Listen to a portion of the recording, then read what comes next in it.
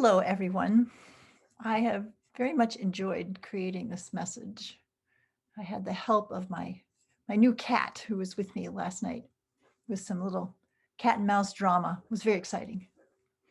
So, dear friends, as I sat and meditated on what message would be most beneficial for our community today, I could feel the need we have as a community for encouragement.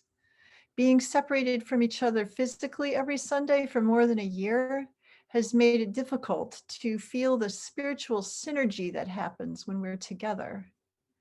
Now that the state has accelerated the timeline of allowing vaccinated adults to gather together indoors, I felt our need to really feel our connections with each other through this last stretch as we near the time when we will be able to gather again in person.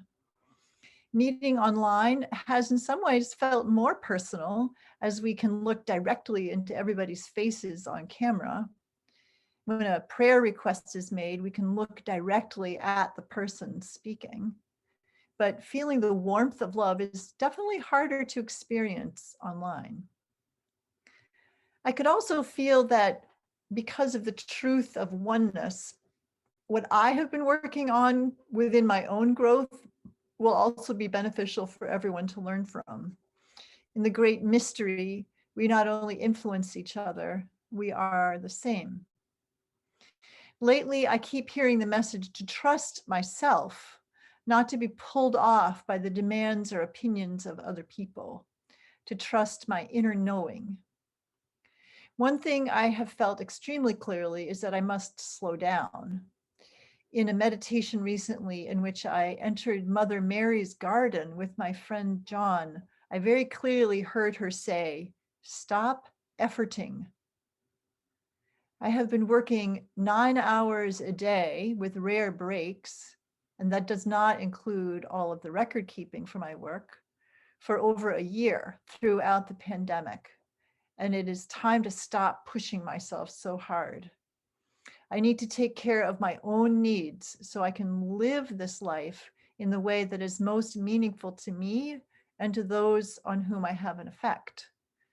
I need to trust that doing what I most enjoy will also have benefit for others. So that got me to thinking, what do I most enjoy? What do I really want? What is my true heart's desire? And the answer is to foster an environment in which people can come to know that we are divine, that we are a direct extension from Source, with which we are one. This is the only way humanity will resolve its problems of using and abusing each other, animals, and the earth herself. The only way we will come to live in harmony with all people and the earth is when we know the truth of the divinity of everything. Teaching a moral code to treat others as you would have them treat you is a very good start, but it does not change the fundamental error of seeing others as something different from yourself. When we know we are divine, we will also know we are one, and we will know love in every moment. You've heard it many times because it is the truth. The only thing that will heal and save humanity is love. To truly know this truth of our divinity requires developing our confidence in our inner knowing, our ability to be quiet and listen within. And this requires encouragement in the form of spiritual teachings and spiritual friends. We need a community that encourages our trusting of our inner knowing. This community also creates the energy field that allows that knowing to be experienced with greater clarity. As Yeshua taught us, where 2 or 3 are gathered in my name, there I am with them. This is from the book of Matthew, chapter 18, verse 20. But what does that mean? The English word name is the translation of the Aramaic word shemach, which contains the root word shem, which means vibration atmosphere, resonant field. Shemaya is the great resonant field, translated as heaven. So Shem is the root word, Shemaya is heaven, and Shemach is the resonant atmospheric field. So to be gathered in the name of Yeshua means to align with the resonant Christ field of love, of truth, of joy, through the synergy of joining in that truth. If we join only at the level of the earth plane, where we are focused on our survival, then the experience of gathering is something very different. Here is the whole passage from the gospel.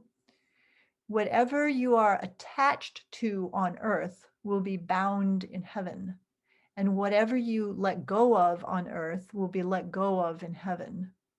Truly, I tell you that if two of you should agree in the earth plane concerning any matter they might ask, they will have it from the presence of my Father who is in the heavens. For where two or three gather in my name, there I am with them. So my understanding of that passage is that whatever we agree on becomes even more powerful in the agreement. If it is on the level of egoic selfishness, or what he calls being attached to on earth, that negativity will be expressed through the power of our creative thought. It is on the level of the Christ field that love will be expressed also through the power of our creative thought. Whatever we believe in, we get. And there's the paradox. To trust the true self within and to feel the unity of love of everyone's true self, this is the same. I have a practice of looking at each person I pass and thinking, that is my self having the experience of being in that body. Learning to trust our inner knowing is the same as loving our true self. And we can't learn to know and love our true self if we aren't gentle with the body mind we are walking around in on the earth plane. Cultivating self-love is the only way to bring love to the earth. Lately, I've been feeling quite tenderly towards myself, knowing I will make it through any challenge. I've had strong experiences of knowing that love is felt in every tiny moment, every minute interaction, because love is timeless and so can only be experienced in each now moment. I have been doing better with prioritizing self-care, prioritizing what feels best. And what feels best is being with divine source. Being with source means being in timelessness. We have all had experiences of things suddenly feeling perfect, of an expanded awareness of peace, a knowing that everything is okay, just as it is.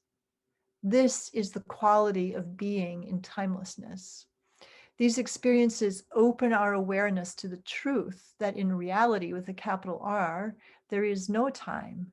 There is only now. Hypnotherapists are quite aware that the unconscious mind has no awareness of time. Once a person is in a hypnotic trance, their awareness can move around in time easily because it is all experienced as now. In this way, healing energies can be brought to what we think of as the past, but what is actually just a story that we are maintaining in our belief system. Those of us who have participated in the development of small children know what a struggle it is for them to comprehend time. To small children, everything is now. At that age, we are actually closer to the truth than after we have been forced into the prison of sequential time. The imposed structure of time is experienced by the soul as a contraction, a huge limitation. It is only when we return to the knowing of the truth of timelessness that we can rest in the truth of our multidimensional, unconstricted divinity. Spending time in that realm through meditation, journaling, playing music, being in nature, being with loved ones is profoundly healing. It is in that realm that we become aware of the enlightened beings who exist outside of time and space. They know their unity with all creation. Because of this knowing of unity, they are in intimate communication with all of creation because they cannot not be. There is no aspect of creation that is outside of unity. Spending time in this realm makes it more and more vivid. We come to trust more and more that this is reality, and that the experience of time and limitations is just a story we are playing out on the earth plane. The challenge is how to bring that quality of being into daily life. It can be very disorienting to shift from that realm to the ordinary realm of time.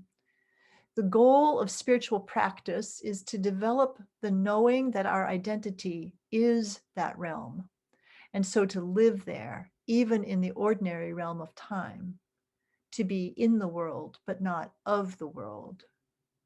My own process of developing a deeper and deeper trust of this intimate communion with the consciousness that is timeless has been ongoing over many years and will most certainly continue. An important stage in this process is coming to know my own unity with the realm of timelessness, the realm of intimate communication on the inner planes. This means coming to know the truth of my own divinity and living from that place of knowing I cannot be separated from all that is. And please believe me, I continue to struggle with a belief in separation, which manifests in my own life as feeling alone. I have come to understand that what is needed in order to live in the realm of truth, timelessness, love, is community. Times of getting quiet and going inside are necessary daily. And feeling, knowing the joining in the resonant Christ field with others is the key to living our daily lives in this field. I would like to share some intuitive knowing that I was given access to while in meditation with my friend John about a month ago. It is about this necessity of community, of a community of spiritual practitioners to be able to maintain living in the Christ field while walking around in daily life on the earth plane. And I will read you an edited version of the transcript of that session. And I start by saying, I affirm my unity with all that is. I go into this meditation with the request for support in verbalizing what I know in my heart about what work has been being done with me on the inner levels to ripen my own heart to be ever more present as a loving receiver and extender of wisdom. I can feel my heart bubbling even as I say those words with a kind of excited peacefulness to be intentionally resting in this universal knowing that I can feel as a mantle that covers the entire earth, the mantle of unity that is always there. I feel a great joy in being ever more present in experiencing that and not just knowing it as an idea. So I ask the great wisdom consciousness that I have been so blessed to be given access to come through and share with me what would be a blessing for me and for John and for the world to know. And I immediately hear this: Beloved, just rest in your heart.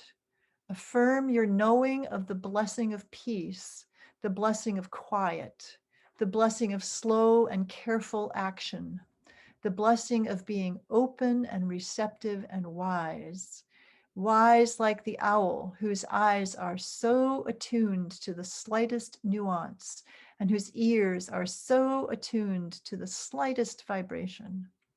That is the receptivity that we are delighted to see you cultivating.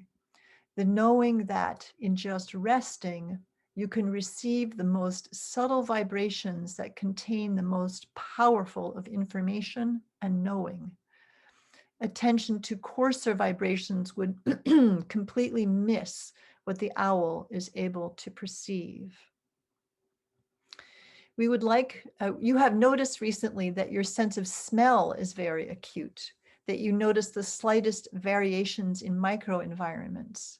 So too is your heart very acutely attuned to the slightest vibrations in emotional environments. You do very well in just holding whatever the vibration is in love. So we would like to speak with you today about the quality of holding vibrations in love. We are showing you communications among the elders of the Essene community, which were equally male and female, regarding the critical necessity of supporting the outward ministry of Yeshua and his outward students.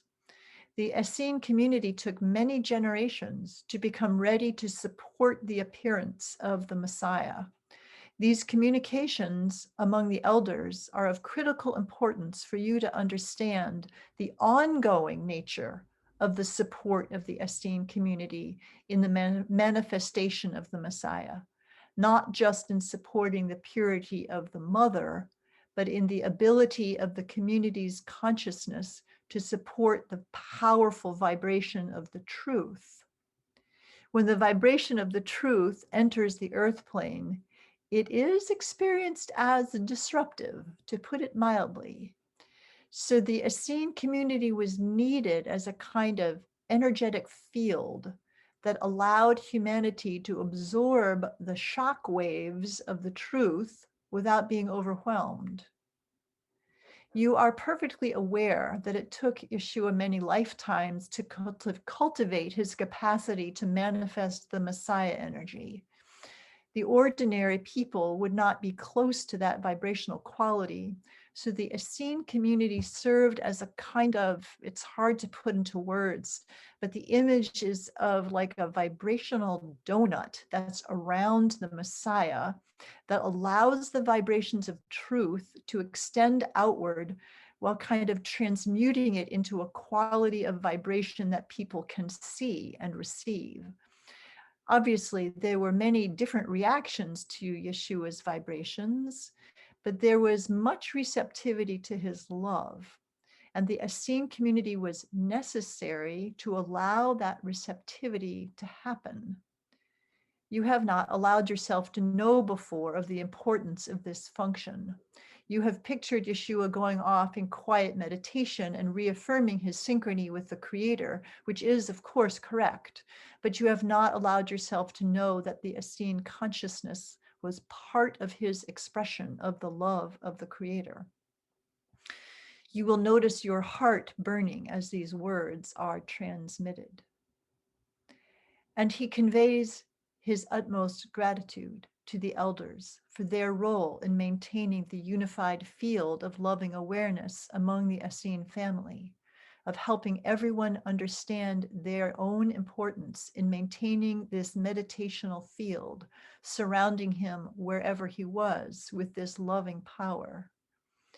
We are showing you that there were small communities of meditation practitioners, you might say, at various power points around the countryside, maintaining this field in communication with each other and creating a matrix that supported the Christ field in manifesting in the midst of what looked like chaos and fear and control.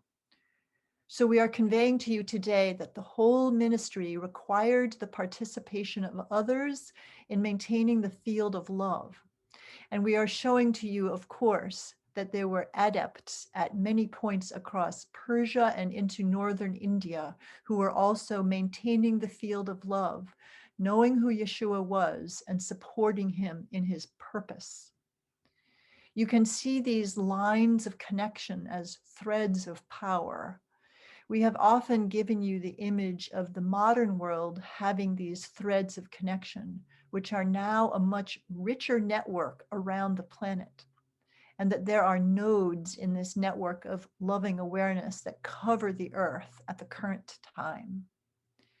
Your role in teaching others of their importance in maintaining the network of loving awareness is simply an ongoing skill that you have cultivated over many lifetimes.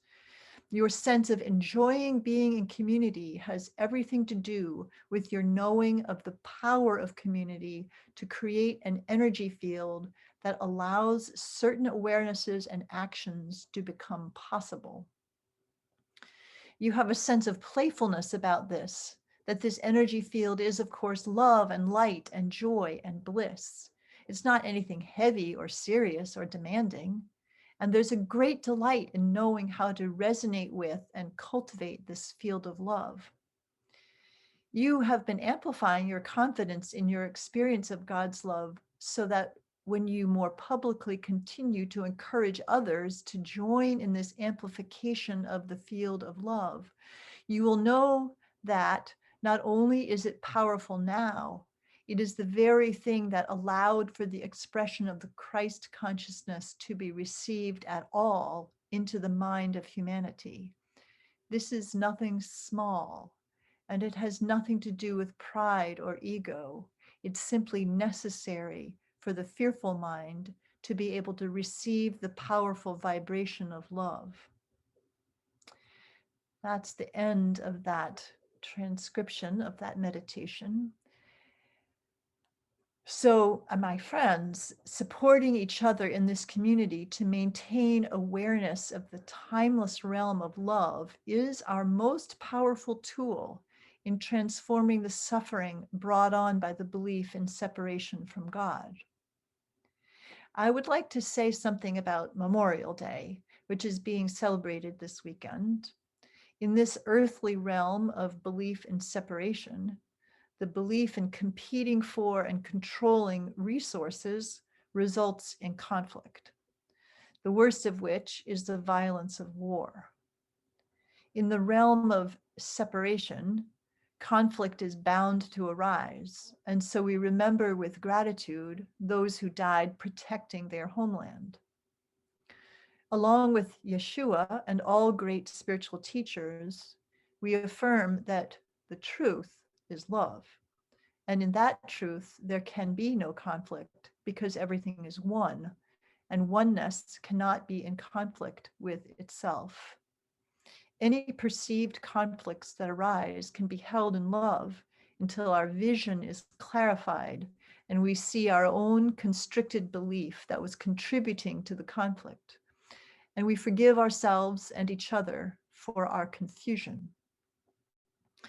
In the realm of reality with a capital R, our only desire is to collaborate because we know we are the same self and we depend on everyone playing their own part. We are all in the process of remembering our true selves. This is the journey of humanity. We are learning that our true self is the same as everyone's true self. You might say there's one big soul expressing as different aspects in different people. I would like to end with expressing my gratitude for this community that supports each other in maintaining the awareness of the unified Christ field of love. Each and every one of us is important. Remember, the most important thing to do is trust your own knowing and play the part that is given to you to play with wholeheartedness. Love and blessings to all, and amen.